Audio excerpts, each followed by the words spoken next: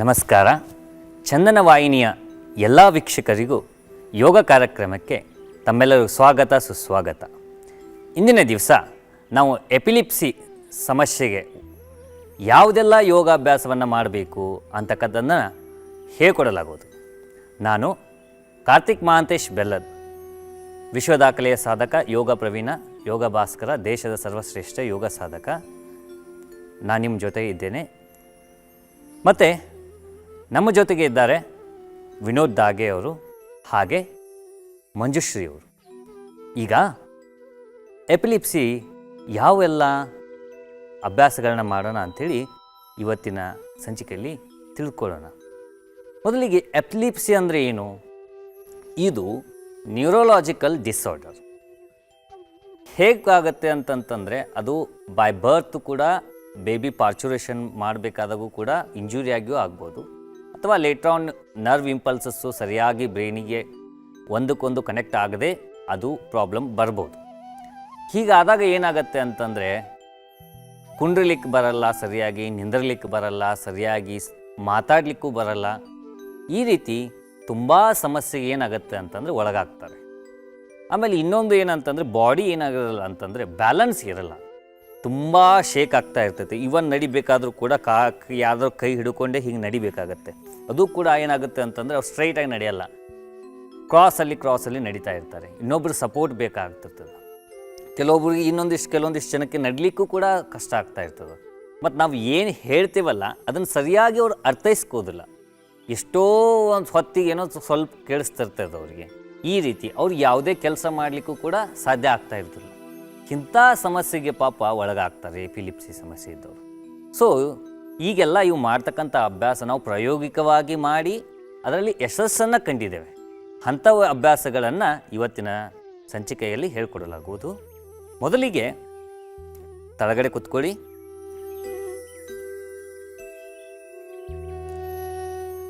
ಸುಖಾಸನದಲ್ಲಿ ಕೂತ್ಕೊಳ್ಳಿ. ಯಾರು ಎಪಿಲಿಪ್ಸಿ ಒಳಗಾಗಿರ್ತಾರೆ, ಬಿಗಿನಿಂಗ್ ಸ್ಟೇಜಲ್ಲಿ ಯಾರಿರ್ತಾರೆ, ಅವ್ರಿಗೆ ತಳಗಡೆ ಕೂತ್ಕೊಳ್ಳಿಕ್ಕೆ ಅದು ಆಗಲ್ಲ. ಅಂಥವ್ರು ಏನು ಮಾಡ್ಬೋದು ಅಂತಂದರೆ ಈ ರೀತಿ ಚೇರಲ್ಲಿ ಕೂತ್ಕೊಂಡು ಮಾಡ್ಬೋದಾಗಿದೆ ಅಭ್ಯಾಸವನ್ನು. ಅದರ ಅಭ್ಯಾಸ ಮಾಡಿಸ್ಬೇಕು ಯಾರಾದರೂ. ಅದಕ್ಕೆ ಎಪಿಲಿಪ್ಸಿ ಸಮಸ್ಯೆಗೆ ಯಾರಾದರೂ ಹಿಂದೆ ಸಪೋರ್ಟ್ ಬೇಕೇ ಬೇಕು. ನೀವು ಮಾಡಿ ಅಂತ ಹೇಳಿ ಸುಮ್ಮನೆ ಕೂತ್ಕೊಳ್ಳೋಕ್ಕಾಗೋದಲ್ಲ. ಸೊ ಒಬ್ಬರು ಗುರುವನ್ನು ಇಟ್ಕೊಂಡು ನೀವು ಮಾಡೋದದು ಭಾಳ ಯೋಗ್ಯ ಆಗುತ್ತೆ. ಅಂದರೆ ನಿಮಗೆ ಚೆನ್ನಾಗಿ ಎಫೆಕ್ಟ್ ಸಿಗ್ತದೆ. ಒಟ್ಟಿಗೆ ಎಪಿಲಿಪ್ಸಿ ಸಮಸ್ಯೆ ಇದ್ದವರು ಒಟ್ಟಿಗೆ ಯಾರಾದರೂ ಒಬ್ಬರು ಬೇಕೇ ಬೇಕು ಪ್ರಾಕ್ಟೀಸ್ ಮಾಡಿಸ್ಲಿಕ್ಕೆ. ಹಾಗೆ ಮಾಡಬೇಡಿ. ಸೊ ಅವ್ರಿಗೆ ಪೂರ್ತಿ ಎಂಟೈರ್ ಬಾಡಿ ಬ್ಯಾಲೆನ್ಸ್ ಲಾಸ್ ಇರ್ತದೆ. ಬಾಡಿ ಎಲ್ಲ ಏನಾಗಿರ್ತವೆ, ಜಾಯಿಂಟ್ಸ್ಗಳು ತುಂಬ ಸ್ಟಿಫ್ ಆಗಿರ್ತವೆ, ಮೂಮೆಂಟ್ಸೇ ಮಾಡ್ಲಿಕ್ಕೆ ಬರ್ತಾ ಇರೋದಿಲ್ಲ. ಈಗ ಫಸ್ಟ್ ಬಿಗಿನರ್ಸ್ ಇದ್ದಾಗೆ ಹೀಗೆ ಕುಂಡ್ರಿಸ್ಕೊಳ್ರಿ. ಕಾಲು ಒಳಗಡೆ ತೆಗೆದು ತೋಳಿ ಒಳಗಡೆ. ಎಸ್. ಚಿನ್ಮುದ್ರ. ಕಣ್ಣು ಮುಚ್ಚಿ. ಇವನ್ ಎಪಿಲಿಪ್ಸಿಯಲ್ಲಿ ಇದ್ದಾಗ ಇವನ್ ಕಣ್ಣು ಮುಚ್ಚಲಿಕ್ಕೆ ಆಗ್ತಾ ಇರೋದಿಲ್ಲ, ಬ್ಲಿಂಕಿಂಗ್ ಐಸ್ ಆಗ್ತಾ ಇರ್ತಾವೆ ಅಂಥ ಮಕ್ಕಳಿಗೆ. ಎಪಿಲಿಪ್ಸಿಯಲ್ಲಿ ಭಾಳ ಬ್ಲಿಂಕ್ ಆಗ್ತಾ ಇರ್ತಾವೆ. ಕಣ್ಣು ಸರಿಯಾಗಿ ಹಿಂಗೆ ಕಣ್ಣು ಮುಚ್ಕೊಂಡು ಕುಂತಿರ್ಲಿಕ್ಕೆ ಆಗ್ತಾ ಇರೋದು. ಅವು ಈ ಥರ ಕಣ್ಣು ಹಿಂಗೆ ಬೆಳಕಿಸ್ತಾ ಇರ್ತಾರೆ. ಕಣ್ಣು ಸರಿಯಾಗಿ ಮುಚ್ಚಲಿಕ್ಕೂ ಕೂಡ ಆಗ್ತಾ ಇರೋದಿಲ್ಲ. ಸೊ ನೀವು ಬರ್ತಾ ನೀವು ಅಭ್ಯಾಸಗಳನ್ನು ಡೇ ಬೈ ಡೇ ನೀವು ಮಾಡ್ತಾ ಮಕ್ಕಳಿಗೆ ಅಥವಾ ಎಲ್ಲರೂ ಯಾರು ಎಪಿಲಿಪ್ಸಿ ಕಾಯಿಲೆಯಲ್ಲಿ ಒಳಗೊಂಡಿದ್ದಾರಲ್ಲ ಅಂಥವ್ರಿಗೆ ಮಾಡ್ತಾ ಹೋದರೆ ಅವ್ರಿಗೇನಾಗುತ್ತೆ ಅಂತಂದರೆ ಅವರು ಆ ಡಿಸೀಸಿಂದ ಹೊರಗೆ ಬರಲಿಕ್ಕೆ ಸಾಧ್ಯ ಆಗ್ತದೆ. ಎಸ್. ಈಗ ದೀರ್ಘವಾಗಿ ಉಸಿರನ್ನು ತೆಗೆದುಕೊಂಡು ನಿಧಾನವಾಗಿ ಹೊರಗಾಗ್ತಾ ಬನ್ನಿ. 5 ಬಾರಿ ದೀರ್ಘವಾಗಿ ಉಸಿರನ್ನು ತೆಗೆದುಕೊಂಡು ಹೋಗಿ ನಿಧಾನವಾಗಿ ಉಸಿರನ್ನು ಹೊರಗಾಗ್ತಾ ಬನ್ನಿ.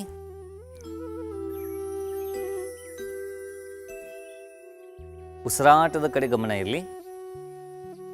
ಮನಸ್ಸು ನಿಮ್ಮ ಹತೋಟಿಯಲ್ಲಿ ಇರಲಿ.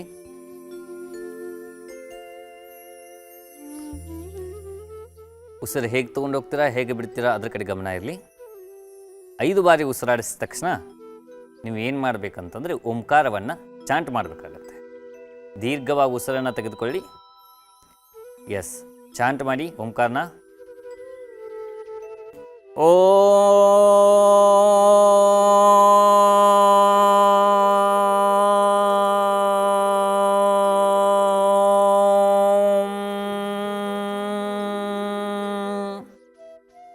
ಮತ್ತೆ ದೀರ್ಘವಾಗಿ ಉಸಿರು, ಮತ್ತೆ ಓಂಕಾರ ಸ್ಟಾರ್ಟ್ ಮಾಡಿ.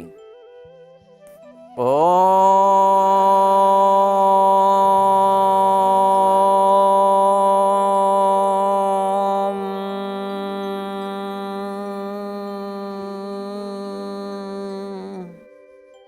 ಮತ್ತೆ ದೀರ್ಘವಾಗಿ ಉಸಿರು, ಮತ್ತೆ ಓಂಕಾರ. ಓ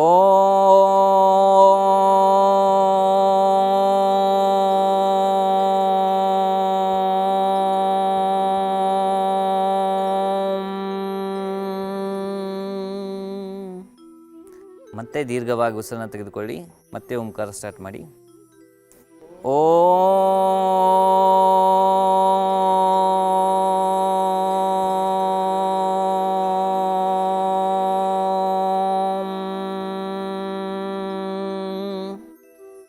ಮತ್ತೆ ದೀರ್ಘವಾಗಿ ಉಸಿರು, ಮತ್ತೆ ಓಂಕಾರ. ಓ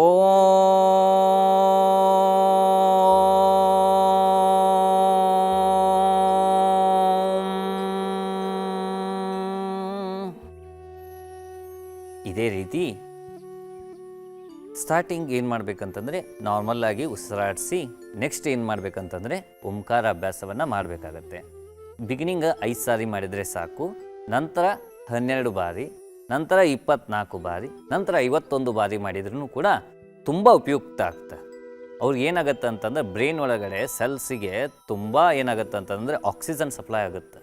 ಆಕ್ಸಿಜನ್ ಸಪ್ಲೈ ಆಯ್ತಂತಂದರೆ ಅರ್ಧ ಕಾಯಿಲೆ ಗುಣ ಆದಾಗೇ ಅಷ್ಟೊಂದು ಒಳ್ಳೆ ರಿಸಲ್ಟ್ ಸಿಗ್ತದೆ. ಮತ್ತು ವೈಬ್ರೇಟ್ ಆಗುತ್ತೆ ಇಲ್ಲಿ ತುಂಬ, ಬ್ರೈನಲ್ಲಿ ಕೂಡ ಸಿಕ್ಕಾಪಟ್ಟೆ ವೈಬ್ರೇಷನ್ ಆಗುತ್ತೆ. ವೈಬ್ರೇಟ್ ಆಗೋದ್ರಿಂದನೂ ಕೂಡ ತುಂಬ ಅವ್ರಿಗೆ ಉಪಯುಕ್ತಕಾರಿಯಾಗಿರ್ತದೆ. ಈಗ ಮೊದಲಿಗೆ ಅಭ್ಯಾಸ ಅವ್ರಿಗೆ ಏನಾಗಿರ್ತದಪ್ಪ ಅಂತಂದ್ರೆ ಇವನ್ ಇಷ್ಟು ಕಾಲನ್ನು ಫೋಲ್ಡ್ ಮಾಡಲಿಕ್ಕೂ ಕೂಡ ಬರ್ತಾ ಇರೋದಿಲ್ಲ. ಇಷ್ಟು ಕಾಲು ಫೋಲ್ಡ್ ಮಾಡಲಿಕ್ಕೆ ಬರ್ತಾ ಇರೋದಿಲ್ಲ. ಸ್ಟ್ರೆಚ್ ಮಾಡಿ, ಕಾಲನ್ನು ಸ್ಟ್ರೆಚ್ ಮಾಡಿ. ಎಸ್, ಕಾಲನ್ನು ಮುಂದಗಡೆ ಸ್ಟ್ರೆಚ್ ಮಾಡಿ. ಯಾರು ತಳಗಡೆ ಕುಂಡ್ರಲಿಕ್ಕೆ ಆಗ್ತಾ ಇರೋದಿಲ್ಲ ಅವ್ರು ಹೀಗೆ ಕೂತ್ಕೋಬೇಕು ಮೇಲ್ಗಡೆ. ಈಗ ಒಂದು ಕಾಲನ್ನು ಫೋಲ್ಡ್ ಮಾಡಿ ಸ್ಟ್ರೆಚ್ ಮಾಡಿ, ಬಲಗಾಲನ್ನು ಫೋಲ್ಡ್ ಮಾಡೋದು, ಅರ್ಧ ಪದ್ಮಾಸನ ಥರ ಫೋಲ್ಡ್ ಮಾಡಿಸೋದು, ಸ್ಟ್ರೆಚ್ ಮಾಡೋದು. ಈ ರೀತಿ ಸ್ಟ್ರೆಚ್ ಮಾಡಿ, ಒಟ್ಟಿಗೆ ಮಾಡಿ. ಎಸ್, ಫೋಲ್ಡ್ ಮಾಡಿ, ಸ್ಟ್ರೆಚ್ ಮಾಡಿ, ಫೋಲ್ಡ್ ಮಾಡಿ, ಸ್ಟ್ರೆಚ್ ಮಾಡಿ, ಫೋಲ್ಡ್ ಮಾಡಿ, ಸ್ಟ್ರೆಚ್ ಮಾಡಿಸಿ, ಫೋಲ್ಡ್ ಮಾಡಿಸಿ, ಸ್ಟ್ರೆಚ್ ಮಾಡಿಸಿ, ಫೋಲ್ಡ್ ಮಾಡಿಸಿ. ಇಲ್ಲೋಡಿ, ಅವ್ರಿಗೆ ಕಾಲು ಮಣಿತಾ ಇರೋದಿಲ್ಲ. ಹಾಗಾಗಿ ಏನು ಮಾಡಬೇಕಂತಂದರೆ ಕಾಲನ್ನ ಸರಿಯಾಗಿ ಈ ರೀತಿ ಹಿಡಿದು ನಾವೇ ಫೋಲ್ಡ್ ಮಾಡಿಸ್ಬೇಕು, ಸ್ಟ್ರೆಚ್ ಮಾಡಿಸ್ಬೇಕು. ಈ ರೀತಿ ಮಾಡೋದ್ರಿಂದ ಅವ್ರಿಗೆ ಏನಾಗತ್ತೆ ಅಂತಂದರೆ ಜಾಯಿಂಟ್ ಆ್ಯಂಡ್ ಫ್ಲೆಕ್ಸಿಬಿಲಿಟಿ ಜಾಸ್ತಿ ಆಗುತ್ತೆ. ಜಾಯಿಂಟ್ ಫ್ಲೆಕ್ಸಿಬಿಲಿಟಿ ಜಾಸ್ತಿ ಆದಾಗ ಸರಿಯಾಗಿ ಜಾಯಿಂಟ್ಗಳಿಗೆ ಆಕ್ಸಿಜನ್ನು ಕೂಡ ಸಿಗುತ್ತೆ, ಹಾಗೆ ಮಸಲ್ ಸ್ಟ್ರೆಂತು ಕೂಡ ಆಗುತ್ತೆ. ಹೀಗೆ ಮಾಡೋದ್ರಿಂದ ಏನಾಗುತ್ತೆ ಅಂತಂದ್ರೆ ಅವ್ರಿಗೆ ಈಸಿಯಾಗಿ ನೀ ಜಾಯಿಂಟು ಕರೆಕ್ಟಾಗಿ ಅವ್ರಿಗೆ ವಾಕ್ ಮಾಡಲಿಕ್ಕೆ ಕೂಡ ಹೆಲ್ಪ್ ಆಗುತ್ತೆ. ಮೇಲ್ಗಡೆ ಕುಂತವರು ಈ ರೀತಿ ಮಾಡಿಸಿ, ತಳಗಡೆ ಕುಂತು ಮಾಡ್ಬೋದು ಅನ್ನೋರು ಆ ರೀತಿ ಮಾಡಿ. ಈಗ ಎಡಕಾಲು ಅರ್ಧ ಪದ್ಮಾಸನ ಥರ ಸೈಡು. ಎಸ್, ಸ್ಟ್ರೆಚ್ ಮಾಡಿ, ಫೋಲ್ಡ್ ಮಾಡಿಸಿ, ಸ್ಟ್ರೆಚ್ ಮಾಡಿಸಿ. ಈ ರೀತಿ ಫೋಲ್ಡ್ ಮಾಡಿಸ್ಬೇಕು, ನಿಧಾನವಾಗಿ ಮಾಡಿಸ್ಬೇಕು. ಅವಸರ ಮಾಡೋ ಹಾಗಿಲ್ಲ. ಎಷ್ಟು ನಿಧಾನ ಮಾಡಿಸ್ತಿರಲ್ಲ ಅಷ್ಟು ಉಪಯುಕ್ತಕಾರಿಯಾಗಿರ್ತದೆ. ನಿಧಾನವಾಗಿ ಮಾಡಿಸ್ಬೇಕು. ಅವ್ರಿಗೆ ಜಾಯಿಂಟ್ ಫುಲ್ ಫಿಟ್ಟಾಗಿದೆ ಅಂತಂದರೆ ಬೇಗ ಹಿಂಗೆ ಎಳಿಬಾರ್ದು, ನಿಧಾನವಾಗಿ ತಗೋಬೇಕು, ನಿಧಾನವಾಗಿ ಸ್ಟ್ರೆಚ್ ಮಾಡ್ತಾ ಬರಬೇಕು. ಓಕೆ, ಮುಂದಿನ ಅಭ್ಯಾಸಕ್ಕೆ ಹೋಗೋಣ. ವಿಶ್ರಾಂತಿ.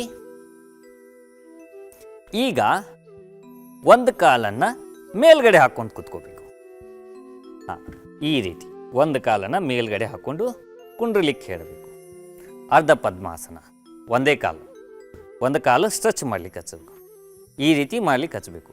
ಕೆಲವೊಂದಿಷ್ಟು ಪೇಷಂಟ್ಸ್ ಏನು ಇರ್ತಾರಲ್ಲ ಅವ್ರು ಏನಾಗ್ತದೆ ಅಂತಂತಂದರೆ ಹೀಗೆ ಕುಂಡ್ರಲಿಕ್ಕೂ ಬರ್ತಾ ಇರೋಲ್ಲ. ನಾ ಯಾಕೆ ಹೇಳ್ತಾ ಇದ್ದೀನಿ, ಜೊತೆಗೆ ಒಬ್ಬರು ಇರಲೇಬೇಕು ಅಂತ ಹೇಳ್ತಾ ಇದ್ದೀನಿ. ಎಪಿಲಿಪ್ಸಿ ಸಮಸ್ಯೆ ಒಳಗಾದವ್ರಿಗೆ ಏನಾಗಿಬಿಡ್ತದೆ, ಬಿದ್ದು ಬಿಡ್ತಾರೆ ಹಿಂಗೆ ಬೇಗ.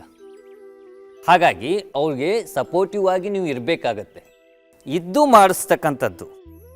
ಈಗ ಸ್ಟ್ರೆಚ್ ಮಾಡಿ. ಈಗ ಅದೇ ರೀತಿ ಇನ್ನೊಂದು ಕಾಲನ್ನು ನಿಧಾನವಾಗಿ ಫೋಲ್ಡ್ ಮಾಡಿಸಿ ಮೇಲ್ಗಡೆ ಇಡಿಸಿ. ಬಿಗಿನಿಂಗ್ ಏನು ಮಾಡಿಸ್ಬೇಕಂದ್ರೆ ನೀವೇ ಮಾಡಿಸ್ಬೇಕು. ಈ ರೀತಿ ಫೋಲ್ಡ್ ಮಾಡಿ ಮೇಲ್ಗಡೆ ಇಡಿಸ್ಬೇಕು. ಈ ರೀತಿ ಇಡಿಸ್ಬೇಕು. ಈ ರೀತಿ ಇಡಿಸಿದಾಗ ಏನಾಗುತ್ತೆ, ಅವ್ರಿಗೆ ಫ್ಲೆಕ್ಸಿಬಿಲಿಟಿ ಜಾಸ್ತಿ ಆಗುತ್ತೆ. ಫುಲ್ ಏನಾಗಿರ್ತದಂತಂದರೆ ಒಂದು ಡೆಡ್ ಬಾಡಿ ಹೇಗೆ ಸ್ಟಿಫ್ ಆಗಿರ್ತದಲ್ಲ ಆ ರೀತಿ ಅವ್ರ ಬಾಡಿ ಆಗಿರ್ತದೆ. ಸೊ ಹಿಂಗೆ ಮಾಡ್ತಾ ಮಾಡ್ತಾ ಮಾಡ್ತಾ ಮಾಡ್ತಾ ಅವ್ರಿಗೆ ಬಾಡಿ ಫ್ಲೆಕ್ಸಿಬಿಲಿಟಿಯನ್ನು ಇನ್ಕ್ರೀಸ್ ಮಾಡ್ಬೋದು. ಸ್ಟ್ರೆಚ್ ಮಾಡಿ. ಎಸ್, ಈಗ ಮುಂದಿನ ಅಭ್ಯಾಸ, ನಿಧಾನವಾಗಿ ಎದ್ದು ನಿಂತ್ಕೊಳ್ಳಿ.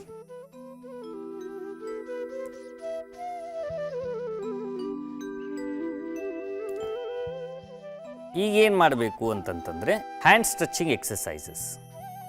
ಉಸಿರನ್ನು ತೆಗೆದುಕೊಳ್ತಾ ಎರಡೂ ಕೈಗಳನ್ನ ಮುಂದ್ಗಡೆ ತೊಗೊಂಬನ್ನಿ, ಭುಜದ ಸಮಾನವಾಗಿ. ಈಗ ಉಸಿರನ್ನು ತೆಗೆದುಕೊಳ್ತಾ ಎರಡೂ ಕೈಗಳನ್ನು ಅಗಲಿಸಬೇಕು. ಈ ರೀತಿ ನಿಧಾನವಾಗಿ ಉಸಿರನ್ನು ಬಿಡಂತ ಹೇಳಿ ಮುಂದ್ಗಡೆ ಅವ್ರ ಕೈಗಳನ್ನು ತೊಗೊಂಬರ್ಸ್ಬೇಕು. ಕೈ ಸಪೋರ್ಟ್ ತೊಗೊಳ್ಳಿ ಫಸ್ಟ್ ಸ್ಟಾರ್ಟಿಂಗ್ ಬಿಗಿನಿಂಗ್. ನಂತರ ಅವ್ರಿಗೆ ಮಾಡ್ಲಿಕ್ಕೆ ಬಂದಾಗ ಓಕೆ ಅದು ಮಾಡ್ಲಿಕ್ಕೆ ಹೇಳ್ಬೋದು. ಫಸ್ಟ್ ಬಿಗಿನಿಂಗ್ ಸಪೋರ್ಟಿವ್ ಆಗಿರಲಿ. ಈ ರೀತಿ 5 ಸಾರಿ. ಗುಡ್. ಅಭ್ಯಾಸ ಮಾಡಿ ಸರಿಯಾಗಿ ಅಭ್ಯಾಸ ಮಾಡಿಸ್ಬೇಕಾದಾಗೂ ಕೂಡ ಈ ಕೈ ಒಂದು ತಳಗಡೆ ಈ ಕೈ ಒಂದು ಮೇಲ್ಗಡೆ ಇಟ್ಟು ಹಿಂಗೆ ಅಭ್ಯಾಸ ಮಾಡಿಸ್ಬಾರ್ದು. ಇದು ಏನಾಗಲ್ಲ, ರಾಂಗ್ ಎಫೆಕ್ಟ್ ಆಗುತ್ತೆ. ಕರೆಕ್ಟಾಗೇ ಹೀಗೇ ಮಾಡಿಸ್ಬೇಕು. ಅಂದರೆ ಮಾತ್ರ ಅವ್ರಿಗೆ ಏನಾಗುತ್ತೆ, ಅವ್ರಿಗೆ ಯುಟಿಲೈಸೇಷನ್ ಆಗುತ್ತೆ. ಉಸಿರಾಟದ ಕಡೆ ಗಮನ ಇರಲಿ.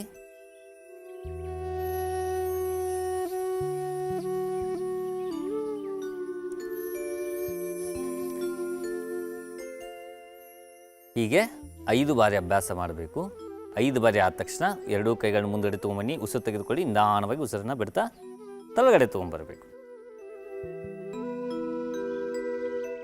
ನೋಡಿದ್ರಲ್ಲ ವೀಕ್ಷಕರೇ, ಇಂದಿನ ಸಂಚಿಕೆಯಲ್ಲಿ ಎಪಿಲಿಪ್ಸಿಗೆ ಯಾವೆಲ್ಲ ಆಸನಗಳನ್ನು ಮಾಡಬೇಕಂತ. ಮುಂದಿನ ಸಂಚಿಕೆಯಲ್ಲಿ ಮತ್ತಷ್ಟು ಆಸನಗಳ ಅಭ್ಯಾಸ ಮಾಡೋಣ. ನಮಸ್ಕಾರ.